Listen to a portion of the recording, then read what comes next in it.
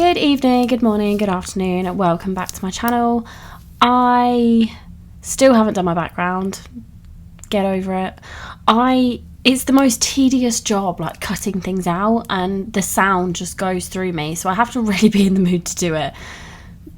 It will be done at some point, maybe Saturday, I don't know. So I hope you're all well. To make up for the fact that I neglected everyone on Mother's Day, I will be posting an extra video for the bank holiday weekend, which will be my first serial killer. Yay!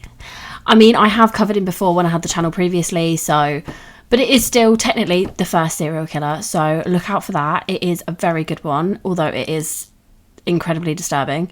Speaking of disturbing, today's case is especially horrifying. So let's get straight into it. I think it is one that doesn't have a massive amount of background information. We do just pretty much go straight into the murder.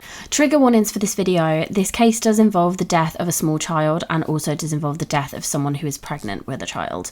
So if that's something you don't want to listen to or deal with at the moment, I'm sure I'll see you for the next case. Content warning, as always, strong language. This is the case of the Sharpe family murders. John Sharpe was born on the 28th of Feb 1967 in Mornington, Victoria.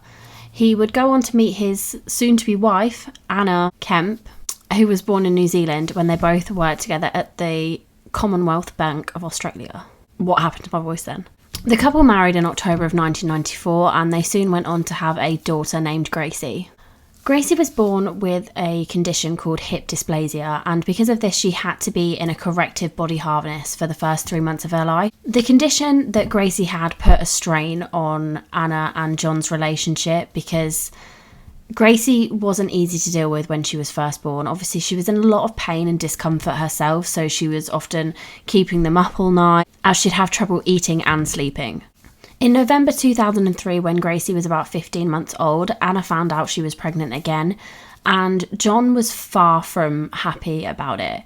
He stated that Gracie, his only child, was enough of a burden already, which is horrendous, and didn't want another inconvenience in his life. So he began to resent his family, basically. He began to resent Anna, Gracie and his unborn child pretty much straight away. He was not expecting this pregnancy and he was not happy about it and made zero effort to hide that. On March 21st, 2004, the family attended their nephew's birthday party, and witnesses from the party said that nothing seemed out of the ordinary. They seemed to be getting on well and didn't think anything was amiss at all. However, on March 23rd, the couple had an argument, I'm not sure what over, and Anna went to bed between like 9 and 10 p.m. and John just sat downstairs winding himself up about the state of their marriage. So instead of John sleeping on it, waiting until the morning to talk to his wife about what happened, seeking a marriage counsellor, seeking advice from friends and family, John went into the garden to retrieve his spear gun and went upstairs and shot Anna a few centimetres away from her temple. When he noticed she was still moving, breathing and still very much alive, he shot her in the head again and killed her. He then covered her body in towels and went downstairs to sleep. Like, that's just that. How can you go to sleep after that? Like, you've just shot your wife in the head with a spear gun.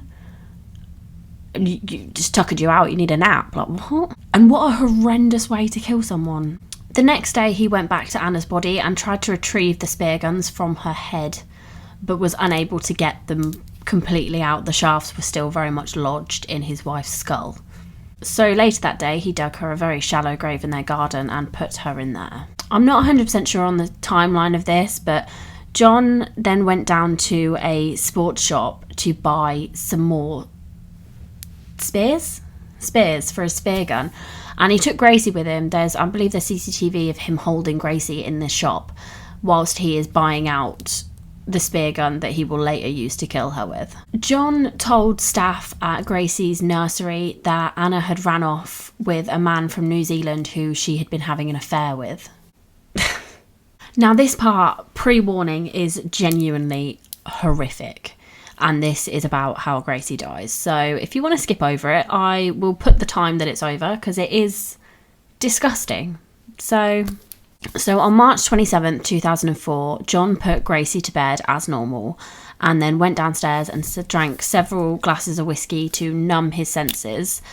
And then he went to get his spear gun and the new one that he'd bought with Gracie and fired it into her head.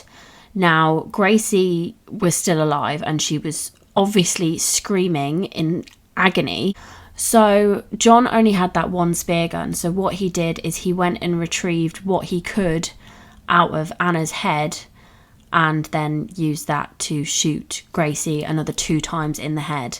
And poor Gracie was still alive after this. So he shot her once more and thankfully, I mean, as thankful as you can be, this did kill Gracie. So she was no longer in pain anymore. I mean, I think this next bit just proves how much or how little respect he has for his daughter. The next morning, he wrapped her body up in rubbish bags and went to dispose of her and the spear gun at the Mornington Refuse Transfer Station, which I believe is like a tip. It's like a dump. How could you do... I mean, besides what he's just done to his daughter, how could you do that to your daughter? Like, I don't know. This guy's sick. And the fact that I think he did it over such a long period of time. Like, how long is the time between killing... 6 days. 6 days after killing Anna, he kills Gracie. So it's not like he's having some kind of mental breakdown or that he's in like a blind fit of rage or anything, because that doesn't last 6 days. On March 29th, 2004, John then made his way to a local hardware store where he brought tarpaulin, duct tape and an electric saw. And when he got home, he cut up Anna into 3 different pieces. He then also wrapped her in rubbish bin bags and tarpaulin and dumped her at the same place he dumped Gracie's body, in with the rubbish. The same day, John hacked into Anna's email account and forged an email to her friends and family saying that she had moved away with Gracie and that she was alive and well and she was fine. However, all this did was raise way more concerns for the family because they obviously hadn't heard from Anna and this was very out of character for her. So that same day, Anna's mother filed a missing persons report. John told police that Anna had moved with Gracie to Melbourne, and denied all knowledge and involvement in their disappearance. And in May 2004, this cheeky fucker made loads of TV appearances appealing for the safe return of his wife and daughter. The balls of some people. Anyone who knows the whereabouts of Anna, please contact the police. On the 20th of May 2004, Victoria Police were making various different investigations into the disappearance of Anna and Gracie, and Anna's family were just not having any of it. They didn't buy John's story that she had originally left without Gracie and then she'd come back for Gracie and that she'd have an affair. She was quite religious. I believe she was Catholic, and there was no way she would do anything outside of wedlock, let alone have an affair. And the family was super suspicious about the flowers that were sent to Anna's mum on her birthday, the emails that were being sent. And John was also using Anna's credit cards around various places to make the impression that she's still alive, which is so stupid. They have, I mean, I don't know if they did in 2004, but they have CCTV. I don't know.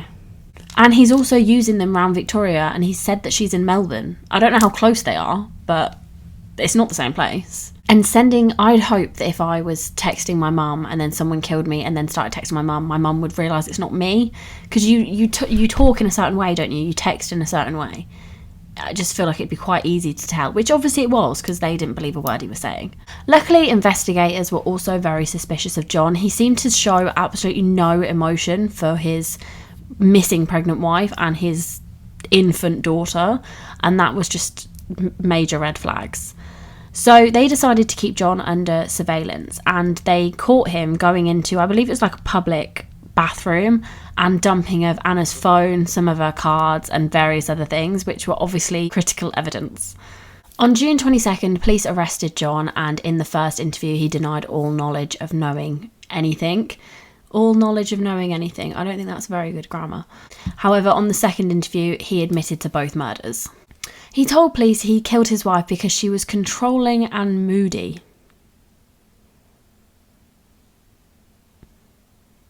She's pregnant. Leave her alone. What do you mean moody? You can't kill someone because they're moody. There'd be no one left. He also told police that he'd been fantasising about killing her for months and he'd just finally gone through with it. Ugh. He told police he'd considered caring for Gracie by himself, but amongst the madness, he had lost the plot. What madness? You shot your wife in the head twice with a spear gun and then went downstairs for a nap. You didn't bat an eyelid, you weren't bothered. And then you waited 6 days. You took your daughter to the store where you were going to buy the thing that you later killed her with. And you took the spear guns out of her mother's head to kill her with. That's 6 days later. That's not a spare of the moment, panic, rage, anything. That's not. No.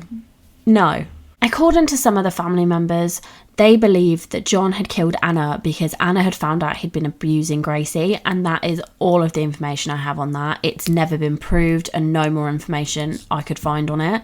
So that's just speculation. It took police 3 weeks of searching Mornington landfill to find the bodies of Anna and Gracie. And I can't imagine how horrendous that must have been. But it is good and kind of a miracle that they did actually find them so they could be buried in a way more dignified manner and their family could get some sort of peace from that and then have somewhere to go and visit and things like that. So it is a good thing that they found their bodies, but oh my god, that must have just been horrendous. On the 5th of August, John was sentenced to 2 consecutive life sentences with a minimum parole period of 22 years. And he has had to be put in protective custody so he doesn't get killed by other inmates, which... let them do what they need to do. I mean, if you get the shit beaten out of you, you deserve it. Why? I feel like death row is supposedly nicer than normal prison. So protective custody has to be nicer than normal prison. He doesn't deserve anything nice. He deserves to be in a hole somewhere. Or he deserves to have a spear gun through the head a few times. This is why I'm not involved or allowed to sentence people. So yeah, that is the horrendous case of the Speargun Killer, who is going to a special place in hell. Don't you just hate people? But yeah, I think that is an especially shocking case because I feel like he didn't just snap. He obviously had planned it, and just what a way to take your family out. It's just so awful. So I feel like I've horrified you enough for one evening, so I will love and leave you all.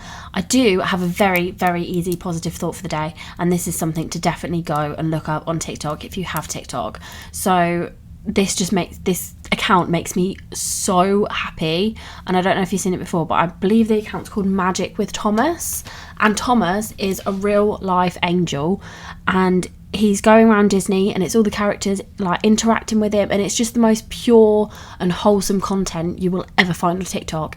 Honestly, his videos pop up at least once a day for me and they make me so happy. So if you want to be in a good mood after listening to what I just told you, go and watch that because it's great. I think that's the easiest I've ever found getting a positive thought. So as I said, I will be back on Sunday or Monday. Sunday or Monday, I haven't decided yet, with my first serial killer. So look out for that, please. If you could please like and subscribe, I would very much appreciate it because I am still crying about my follow account, but we'll get over it. And if anyone has any recommendations for cases they'd like me to look at, please let me know because I am having a bit of a struggle with writing scripts at the moment. I just can't find what I want to talk about, like really good, interesting cases that I haven't already found. So anything to help my writer's block, please. So make good choices. Be careful who you marry. If someone has a spear gun in the house, don't have a spear gun in the house. Don't get murdered, and I'll see you next week. Bye. Allegedly grew. Shush. Ooh. Is he Australian? No. Ow! What is that? Disturbing. I will see you. I didn't even read it. I knew it was Australian. 2004. Yeah. Seemed. And our family. Oh, my stomach. Melbourne. So stupid. That's not a word. Who the hell is that? Without further ado, I don't know where that sentence was going.